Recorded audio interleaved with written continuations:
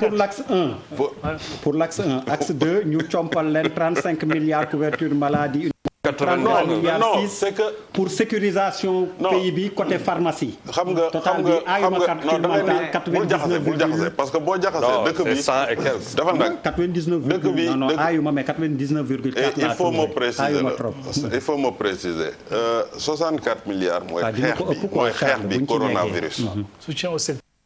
coronavirus xeex bi. leneen li am na wàllu boo xam ne dañ koy fay CMU. pour que CMU mën a rembourser d'ailleurs semaine prochaine sax président nee na ministre des finances fayal pour que CMU mën a rembourser hôpitaux yi mën a rembourser ñenn yi loolu ça n'a rien à voir ak xeex bi ñuy nga xam ne mooy suñu plan de contingence bi ñuy dogal mu amaat beneen wàllu boo xam ne ci wàllum projet PNA pharmacie nationale d'approvisionnement loolu tamit dañuy financer. alors monsieur le ministre loo ci bëggoon a wax. non je pense que lu mu wax leer na. man dama déglu Bouba mu wax loo xam ne pour man lu am solo la. et c'est extrêmement important peut-être ñu mun ci taxaw tuuti. man ci lu mu expliquer bëggoon naa Sénégal yëpp mel ni moom ci ni muy doxalee parce que bu ñu ko defee rek yaakaar naa résultat yi dina feeñ. beneen bi mu wax aussi ma yaakaar ne lu am solo la mooy feebar bi war na mën a tax ñu libérer énergie yi ñu xool ñun au niveau du Sénégal nan la ñu mën a def ba masques yi par exemple ñu xool nan lañ ko mën a defee boobu docteur waxagul moo taxoon ma bëggoon leeral loolu njiitu réew mi tout au début dafa wax ministre de la santé mu ne leen yéen ak professeurs yi mooy ministre de l'enseignement supérieur war ngeen assez rapidement ngeen xool yan spécification moom la suñu artisans yi ak suñu tailleurs yi peut-être bu ñu ko amee ñoom dañu mën a produire ay masques yoo xam ne mais ça va nous ressembler dana nekk loo xam ne fii lañ ko defee ci biir réew parce que toll nañ foo xam ne mais am na ay réew yu bëri yoo xam ne peut-être bu ñu naree continuer nii mais balaa ñuy exporter ñoom dañuy stocker pour ñoom donc ñun assez rapidement war nañ effectivement xool ak suñu mooy expert mooy en tout cas les professeurs mooy waa médecine ñu joxe spécification yooyu pour ñu mën a gaaw a def production boobu ci biir réew mi te yaakaar naa ne am na le ministre du commerce am na liggéey boo xam ne mu ngi ko ci def je pense le ministre Dame Diop aussi am na liggéey ci ay initiative yu am solo yoo xam ne ay jeunes ñooy def comme lave-mains ainsi de suite yooyu yëpp dañu ko war a soutenir beneen bi aussi loo xam ne wax na ko te pour man mu am solo mooy nga xaw a rus ne waruma dem parce que bu ma demee kat yaakaar nañ ne ñoo kër gii la wala kii la président aussi wax na ko nekkul maladie boo xam ne c'est une maladie honteuse donc je pense que c'est extrêmement important même yow boo ko sentiree pour man sax balaa ngay dem hôpital mieux vaut comme am na ay numéro vert nga woote d'abord ci numéro bi wax yow li ngay sentir sa bopp bu fekkee ne loolu mën na pousser médecin bi ñoom je pense que ñoom ñu lay jël si balaa ngay dem sax peut-être ci poste santé boo xam ne peut-être ñoom amuñ tout le matériel ou bien tout l'équipement nécessaire pour le mën a accueillir je pense que li nga wax noonu très franchement yaakaar naa ne c'est un plaidoyer qui est fort te ñun ñëpp noonu la ñu war a en tout cas comporté wu ci situation bu mel nii loolu laa ci woon dolli. alors Pierre ni mu ko waxee xanaa nga armé publicité ñu dem comme ça ñu mën a duggaat ci deuxième partie bi ni ma lay wax man calcul dara laa ci aayul ni ma la wax boo jëlee ñaari voilà boo jëlee ñaari yu njëkk yi 100 yaa ngi 99 et 605 boo ci yokkee sécurisation pharmaceutique ci ngay am 130 et quelques. ça c'est ce qu'on appelle docteur mais gis nga quand on a fait la réunion hier. Les 64 milliards le président a demandé à ce que ñu def ko c'est dans le cadre de la lutte. mais est-ce qu'ils sont effectifs des 64 milliards parce que non man dama leen di plaider je trouve que bëriwul. je trouve que bëriwul nañ leen yokkal la question c'est il y a monsieur le ministre xam naa fekkee nga délibération. conseil des ministres xam nga ni mu demee. waaw mais nañ leen yokkal doyul ah. non il y a une chose qui est de parler de 64 milliards. wala de 105 milliards. Charles. waaw mais attends. je suis parfaitement d'accord. mais attends il faut pas dire les choses comme si elles étaient là. non bon sinon on est dans le folklore. mais Charles. bu dee fàttali nekk Europe de. Sénégal ngeen. mais à chaque fois qu'on fait une demande. on a parlé de 105 milliards est-ce que c'est là. mais à chaque fois première question. monsieur le ministre dafa mel ni am nga tontu gi. non je pense que li mu mën a wax foofu mooy. xam nga boo xoolee bu ñu njëkkee ñëwal premier conseil présidentiel. mooy le 2 mars. mu am malheureuse coïncidence ñu signalé premier cas bi. waa kër docteur bu ñu ñëwee présenté seen plan dañ ko xayma woon ci 1 milliard 400 millions. mais ci saa si le président joxe instruction ministre des finances. pour mu dégager ko.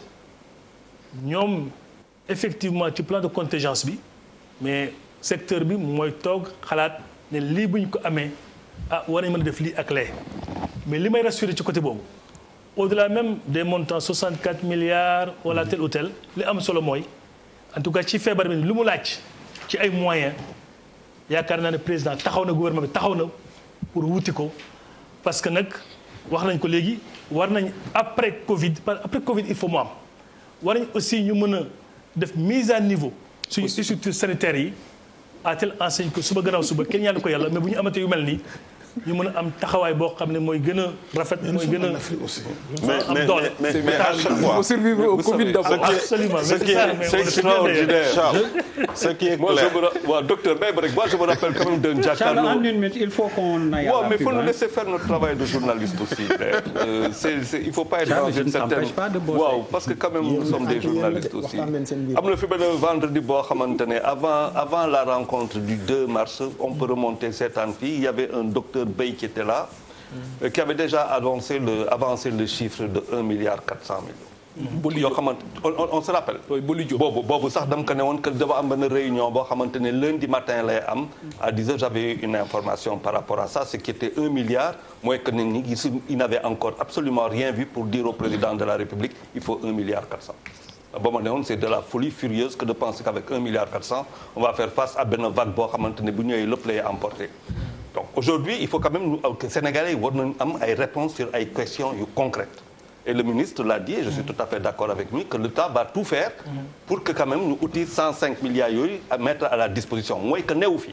Pourquoi ma bëgg ñu wax si mi ngi fi. Pourquoi ma bëgg ñu wax Non, mais les 100 milliards sont là. Non, attends, un État ne marche pas comme ça, tu n'as pas une caisse ici avec de l'argent, c'est Ah, l'argent qui vient. Non, attends, xaalis bi day dugg par les taxes. Attends, mais xaalis bi day dugg par les taxes, xaalis bi day dugg par la douane, xaalis bi day dugg par les emprunts ou bien loo xamante ne bitim réew lay jóg. Pourquoi ma wax affaire bi c'est important.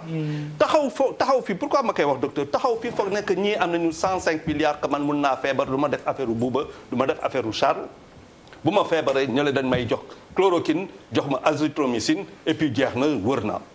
C'est-à-dire il y a des moments yoo xamante ni la communication fu mu toll nii c'est pas tout va bien tout est rose on est prêt pour faire et les 105 milliards le ministre vient de le dire l'État va faire ce qu'il doit faire pour aller les chercher donc c'est pas là. Il est là. Non, je pense. Non, le ministre dit non. C'est important. Non, justement. Birima, attends, non, oui, moi, gémmiñu sax. Non, oui, moi. Non, il est bon. Je suis parfaitement d'accord. Mais Birima, excuse-moi, mais tu ne peux pas répondre à la place du ministre bi Charles interpréter ay waxam. Tu ne peux pas être plus savant ou sachant que lui. Je fais des investigations. Moom mu tontu nga doon. Mais pourquoi ce serait lui qui répond pour le ministre? dama ni les 1000 milliards yi président demandé mi ngi fi. 1000 milliards wala 100 milliards. Non dama def plus que ça laa lay wax. plan bi waxuma sax waxuma. 1000 milliards yaa ngi fi. waxuma oui waxuma saa yeeg li kii moom président ni 1000 milliards lay génne.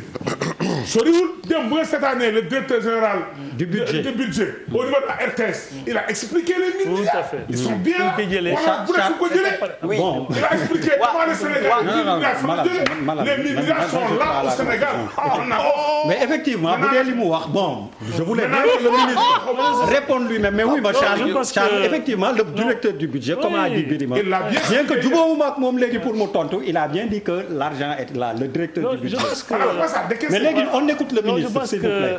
que li nga wax lu am solo la. Charles li ma wax mooy bu ñu ñëwee sectoriel bi moo xalaat nas plan nekk lii bu ñu ko amee mën nañ def suñu liggéey. mooy 1 milliard 400 millions à la date du 2 mars 2020. avant ñuy pare conseil boobu mooy président boobu laa muy tëj boobu la wax ne on vient de me signaler le premier cas ci biir réew mi donc ça change stratégie bi mu commencé mu mettre en place ce qu'on appelle le force Covid-19 pour Sénégal force Covid boobu également am évolution mu instruire le ministre de l'économie mu liggéey avec le ministre des finances je pense que gis ngeen fi mu def conférence de presse 64 milliards effectivement 64 milliards ci boobu ñu créé ce qu'on appelle le prêt mooy programme bi de résilience économique et sociale mu nekk 1000 milliards boo xam mooy synthèse plan sectoriel yi mu am santé ñu xool les secteurs les plus touchés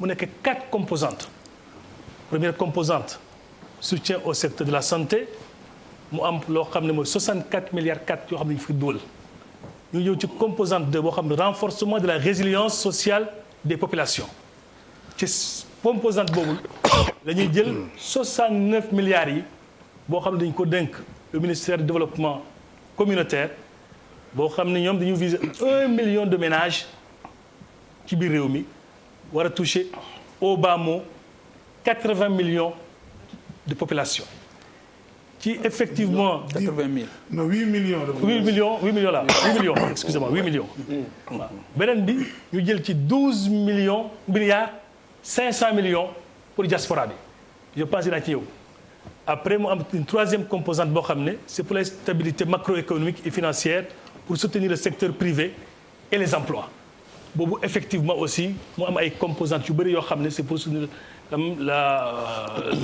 la petite et moyenne entreprise économie bi ainsi de suite après mu am beneen composante boo xam ne aussi c'est pour vraiment sécuriser ce qu'on appelle l'approvisionnement du pays ci ay denrées alimentaires wax ngeen ko léegi ci pharmacie d'approvisionnement mooy ci hydrocarbures yooyu yëpp aussi ñu jël xaalis def ko ci maanaam loolu yëpp bokk xayma parce que bu ñu waxee 1000 milliards mais am na ñu bëri yoo xam ne mais c'est un plan qui est ambitieux mais réew aussi ambition ma ko yor te li wóor ba wóor mooy yaakaar naa lii c'est une pandémie boo xam ne am na fu mu jaar ay dëkk yoo xam ne ñu ëpp doole mais taxawaay bi ñu taxaw boobu ba léegi effectivement joxe na ay résultats te yaakaar naa ne en tout cas président lu muy wax mooy dañ ci war a tirer enseignement def ci loo xam ne suba gannaaw suba insuffisance yoo xam ne gis nañ ko ci peut-être ñu taxawaay waaye ñu mën ci en tout cas ñu mën ci taxaw bu baax a baax à tel enseigne que demain ak après-demain dina am ay mise à niveau yu bëri parce que war na changer nag suñu comportement war na mën a changer aussi suñu mode de vie mën na changer aussi lu bëri yoo xam ne am na un avant mais à coup sûr dina am un après. monsieur le ministre man 30 secondes vraiment question bu ndaw rek. publicité. vas-y benn question bu ndaw rek. moom mooy 1000 milliards yi. c'est ici. On les a te dans non du sax am nañ ko ñàkk bon du ma dugg peut-être ci débat boobu mais non question bi du sax loolu.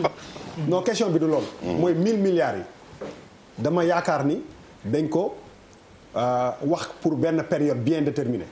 muy ñaata. non li ma wax non est-ce que ñaata période la war a durer 1000 milliards yi. non xam nga bu ma la waxee ne. boobu dafa am ay ponk. non mais c'est une question que je pose rek. man dafa am ay ponk. non mais monsieur le ministre xam nga ndax jàkkaarloo nag il faut ñuy pelloo. c'est important parce que pourquoi je le dis mooy soo xoolee yi nga xam ne décision yi nga xam ne président de la République jël na ko par rapport ak ndox mi. par rapport ak courant bi ñuy fayal gars yi c'est sur benn bimestre maanaam ci ñaari weer est-ce que yéen intégré ngeen pandémie bi ñaata temps la nar a durer et si dafa ndànk rek bu fekkee ni ñaanuñu ko yàlla feebar bi dafa dem 3 mois 4 mois est-ce que ces 1000 milliards là dina mën a téye askan wi waaw xam nga li ma lay wax si on va au-delà de 2 mois dama lay wax xam nga boo xoolee ci adduna gi prévision yi gën a optimiste même ci des pays développés yi ñoo ngi koy wax peut-être ay côté août dem ba ci septembre. comme li ma la wax nekkul loo xam ne c'est fixe loo xam ne ñu wax comme lii quelle que soit la situation. du ñu mën a réajuster wala adapter à la situation réelle. wax naa ko léegi au début boobu egg seegul ñu waxoon 1 milliard 4 ñoo ngi ci 1000 milliards beneen bi aussi mooy y a l'après yow boo naree construire ay hôpitaux mais au minimum quand même mën na ko def ci ay 6 mois. ah. donc. mais ministre bi nga baal ma mais yow tontu woo sama question. 1000 milliards da ngeen ci dugal tabax hôpital. non. non man pourquoi tontu woo sama question mooy au-delà de 2 mois yi di ñëw 3 mois yi. ñaari ñu ko yàlla si le truc continue. xam nga lan fan la ñu jëlee waat xaalis boo xam ne day téye feebar bi. au-delà de 2 mois. les comptes c'est après su ko la. moo tax ma ne la yow li nga war a di Sénégal yi war a def ci seen xel. mooy aujourd'hui am nañ un ennemi boo xam ne c'est un ennemi qui est invisible. am nañ volonté politique. am nañ une union sacrée autour de son président. koo xam ne il est prêt aujourd'hui situation bi lu mu laaj mu def ko. je pense que loolu mooy le message boo xam ne ku nekk balaa ngay nelaw tey nga fanaanoo ko. lu mu laaj def mais ça ne répond pas mais terewul question yi parce que question pourquoi ñu leen di poser. mooy que dañu xam ni par exemple 1000 milliards bu naree durer par exemple si benn 2 mois. oui non boo demee non mais Birima la question mais elle est pas destinée à non moom laa posé mais bàyyi bi répondre nit question